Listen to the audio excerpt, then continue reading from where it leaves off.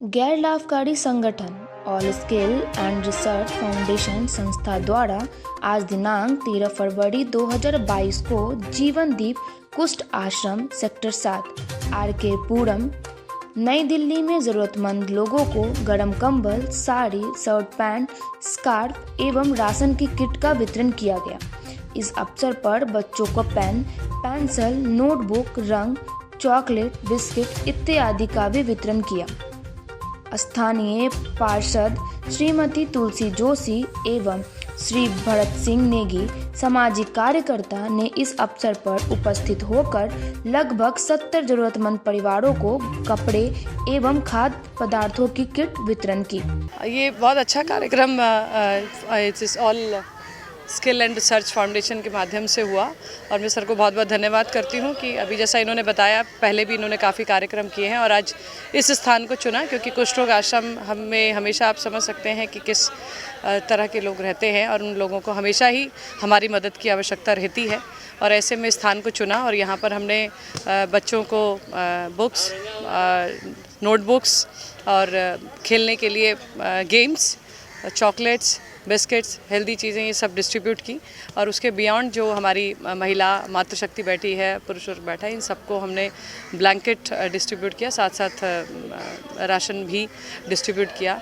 तो ये एक अपने आप में जैसा कि मैंने कहा कि मोदी जी हमेशा और हमारी पार्टी का भी हमेशा से नारा रहा कि जो उस लाइन में अंतिम व्यक्ति बैठा है उस अंतिम व्यक्ति तक सुविधाएं या जो भी सेवाएं हम कर सकते हैं हमें पहुंचानी चाहिए ताकि वो भी ऊपर उठ सके और आगे बढ़ सके। और उसके साथ साथ अभी बात हुई भाई साहब से तो हम स्किल डेवलपमेंट के माध्यम से अलग अलग स्किल को बढ़ावा देते हुए हम इन्हें स्किल्ड करेंगे।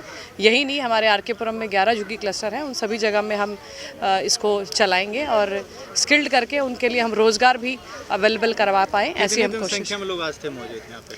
यहाँ पर हमारे इस कैंप के अंदर 70 फैमिलीज़ हैं तो 70 के 70 परिवार यहाँ पर थे। आने वाले समय में और क्या किया जाएगा इनके लिए? आने वाले समय में मैंने जैसा कहा ना, हम वैसे हमेशा मैं 5 साल से कॉरपोरेशन में यहाँ पे रही तो मैंने जो भी मदद इन लोगों ने मुझसे मांगी, चाहे इनका रिपेयर का है, ये सोलर पैनल हमने लगा रखे हैं तो ये सोलर के माध्यम से इन सभी मकानों के अंदर लाइट की व्यवस्था हमने सोलर के माध्यम से इन्हें मुहैया करवाई। वो हमारी माननीय सांसद मीनाक्षी लेखी जी के माध्यम से हुआ था। और उसके अलावा कुछ भी आवश्यकता इनकी, चाहे राशन है, दवाई है, चाहे कुछ भी आवश्यकता इनकी रहती है, कुछ बच्चों को नौकरी भी लगवाई, तो जो भी हमसे प्रयास होता है हम प्रयास करते हैं इनके। एमसीडी चुनाव नज़दीक आ गया, इस पे आप क्या कहना चाहेंगे? चुनाव नज़दीक है एंड डेफिनेटली हम भी तैयार हैं, पार्टी भी तैयार है। तो अभी क्योंकि रोटेशन हुई है, सारी 100% रोटेशन हुई है तो पार्टी तय करेगी किसको चुनाव लड़वाना है किसको नहीं। क्योंकि हमारी सीट ये वाली एससी रिज़र्व हो गई है तो हमारे एससी समाज से जो भी पार्टी का कार्यकर्ता लड़ेगा उसके साथ हम पूरा कंधे से कंधा मिला के पार्टी को जीत दिलाएंगे। कहीं ना कहीं केजरीवाल जी बीजेपी को विरोध कर रहे हैं कि एमसीडी में इन्होंने कुछ नहीं किया 5 सालों में। देखिए, ओपोजिशन का काम ही विरोध करना होता है, वो कभी भी आपके अच्छे कामों की तारीफ नहीं करते। हाउस में हम परसों हमारा हाउस था तो उसमें मैंने सिर्फ एक बात पूछी उनके काउंसलरों से, आप कहते हो एमसीडी ने काम नहीं किया, काम नहीं किया। अगर एमसीडी ने काम नहीं किया तो आपके जितने पार्षद हैं वो क्या एजेंडा लेकर अपने एरिया में जाएंगे? वो ये कहना चाहते हैं कि उन्होंने 5 साल कोई काम नहीं किया, वो ये कहना चाहते हैं 5 साल उन्होंने सड़कें साफ़ नहीं की, या वो ये कहना चाहते हैं कि उन्होंने 5 साल कोई भी डेवलपमेंट का कार्य नहीं किया। तो एक तरफ तो वो अपनी वीडियो बनवाते हैं कि हमने ये काम किए, ये सड़कें बनवाई और वो सब किया, और दूसरी तरफ वो कहते हैं कि एमसीडी काम नहीं करनी। तो ये दोहरी राजनीति है, एक तरफ आप कह रहे हैं हम काम भी कर रहे हैं, दूसरी तरफ आप कह रहे हैं एमसीडी काम नहीं कर रही। तो बिना एमसीडी के सहयोग के आप कैसे? बारिश के मौसम में हमेशा बोलते हैं एमसीडी अगर काम किया रहता तो रोड पे पानी नहीं लगता। आपको जानकारी होनी चाहिए कि जो जितनी भी सड़कें हैं, मेन सड़कें हैं, वो पीडब्ल्यूडी की हैं, पीडब्ल्यूडी के नाले हैं सारे। और क्योंकि पीडब्ल्यूडी के नाले दिल्ली सरकार साफ़ नहीं करती और उसका रिजल्ट ये आता है जब बारिश होती है, क्योंकि कॉलोनियाँ डाउन में होती हैं और मेन रोड की जो सड़कें होती हैं उनकी हाइट ज़्यादा होती है, तो जब भी वो जब बारिश होती है तो वो सीवर क्योंकि उनके भरे होते हैं, जिसके चलते वो सारा पानी अंदर कॉलोनियों के अंदर जाता है और घूम फिर के कॉर्पोरेशन को जिम्मेदार ठहरा दिया जाता है। किस तरीके से भारतीय जनता पार्टी एमसीडी चुनाव में लड़ेगी, पब्लिक को किस तरीके से समझाने का काम करेगी, जबकि केजरीवाल जी तो मुफ्त में बिजली, पानी सारा कुछ दे रहे हैं? देखिए, मुफ्त की राजनीति हमारी सरकार ने कभी न की, न करेंगे। हम सिर्फ और सिर्फ विकास की राजनीति करते हैं और विकास हमने पिछले 5 सालों में बहुत विकास किया। हम आर.के. पुरम की ही बात करें तो इस क्षेत्र के अंदर हमने क्लस्टर एरिया की हम बात करते हैं तो ये कहते हैं कि हम नीचे जो क्लस्टर एरिया है उस तबके के साथ में है, मगर बिल्कुल ऐसा नहीं है। उस कैंप के अंदर वो टॉयलेट बनवाने का काम उनका था, बट बावजूद उसके हमने वहाँ पर 56 सीटर टॉयलेट ब्लॉक और 28 सीटर बाथरूम हमने बनवाया, जो पूरी दिल्ली में कहीं नहीं है। बच्चों की टॉयलेट और बड़े लोगों के लिए टॉयलेट्स वहाँ पर हमने 7-8 टॉयलेट्स वहाँ पर बनवाई हैं। उसके अलावा तो आप देखिए कि ये सारा विकास का काम जो बेसिकली क्लस्टरों के अंदर ड्यूसिप काम करता है, ड्यूसिप दिल्ली सरकार के अंदर में आता है, लेकिन ड्यूसिप अंदर वहाँ पर ना तो सीवर की व्यवस्था कर रहे हैं, ना वहाँ पानी की व्यवस्था कर रहे हैं। लोग परेशान हैं, वो कहते हैं हमें मुफ्त नहीं चाहिए, लेकिन हमें साफ़ पानी चाहिए, हमें गंदी नालियाँ नहीं चाहिए, हमको सीवर चाहिए। तो वो अगर उन्हें करना है जेन्युइनली तो दिल्ली सरकार को ये काम करना चाहिए था, इन स्पाइट ऑफ फ्रीबीज। ये all skill and research foundation के माध्यम से आज का ये कार्यक्रम हुआ है। ये एक ऑल इंडिया लेवल की एक संस्था है, 2018 से काम कर रही है, और इससे पहले हमने 1 जनवरी से लेकर के 7 जनवरी तक विंटर कलेक्शन ड्राइव चलाई थी, और वहाँ से राशन और कुछ ब्लैंकेट्स, कुछ विंटर क्लोथ्स वगैरह जो इकट्ठे हुए, पहले हमने 14 जनवरी को लक्ष्मण विहार गुड़गांव में वहाँ पर डिस्ट्रीब्यूट किया, जिसमें 64 फैमिली बेनिफिटेड हुई थी। उसके बाद 16 जनवरी को हमने वहाँ पर Devilal colony, housing board colony में वहाँ पर किया था, जिसमें 71 फैमिलीज़ को हमने बेनिफिट दिया था। और ये तीसरी कड़ी जो है आज RK पुरम में है। जैसा कि तुलसी जोशी जी ने बताया है कि 14 तारीख को सुषमा स्वराज जी का भी जन्मदिन है। उस पर हम उनको बहुत याद करते हैं। इस कॉलोनी वाले बहुत काम किया उन्होंने, और हमेशा कहते हैं कि दरबार उनके खुले रहते थे, इवन के एक्सटर्नल अफेयर्स में होते थे, वहाँ तक भी इनकी पहुँच होती थी। तो उनको एक श्रद्धांजलि के तौर पे हम उनको याद कर रहे हैं, उनके काम को याद कर रहे हैं।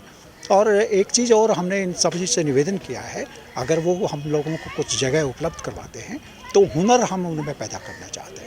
उनकी जो हुनर पैदा करना चाहते हैं, जो इनकी आवश्यकता है। जैसे कि मैंने अभी बात की हर्बल सोप की है, हर्बल सोप में ग्लिसरीन होगा या कुछ उसमें गुलाब जल होगा, इस तरह के, जिसमें हर्बल का मतलब है कि आपको ना तो कोई क्रीम यूज़ करनी है और बॉडी के लिए, स्किन के लिए कोई भी आपको नुकसान नहीं है। आप ये देखेंगे दूसरे जो साबुन है उसकी कीमत 35 से 40 रुपये है। अगर हम ये बनाते हैं, अभी गुड़गांव में हमने 2 दिन का कली समापन हुआ है, उसमें हमने किया है, उसकी कीमत जा कर के मेरे का 20 या 25 रुपये, बहुत बढ़िया किस्म का साबुन अपने घर में तैयार हो जाता है। और मेरे को लगता है कि इन लोगों को हर्बल सोप की हम ट्रेनिंग देते हैं, और बाहर की अगर मार्केटिंग नहीं करना चाहते हैं, कम से कम उनके लिए बहुत फ़ायदेमंद है, क्योंकि जिस तरह से इनकी स्किन की एलर्जी है, जो प्रॉब्लम है, वो हर्बल सोप यूज़ करेंगे तो बहुत अच्छा रहेगा। इसके साथ ही हमने एक और इन लोगों को कहा है, जो भी हुनर ये लेना चाहते हैं, बच्चों में लेना चाहते हैं, महिलाओं में लेना चाहते हैं, नौजवान साथी लेना चाहते हैं, चाहे वो स्टिचिंग का है, चाहे वो कंप्यूटर एजुकेशन का है, या दूसरे किस्म के जो हैं डिजिटल इंडिया की हम बात करते हैं, तो हर आदमी को जितनी भी ऑनलाइन एप्लीकेशंस है, वहाँ पर ये बच्चे अगर तैयार होंगे यहाँ पर, तो मेरे को लगता है सबके लिए बेनिफिशियल होगा। तो इस तरह के प्रोग्राम हम लोग यहाँ पर कुछ प्लान करेंगे। सेंटर इनके ही कॉलोनी में खोला जाएगा या बाहर कहीं खोला? नहीं, बाहर भी खोलेंगे। जैसे तुलसी जोशी जी ने एक ऑफर दिया है, एक यहाँ पर जगह उपलब्ध करवाएंगे, जो वहाँ की रिक्वायरमेंट होगी उसके हिसाब से हम लोग वहाँ पर सेंटर खोलेंगे।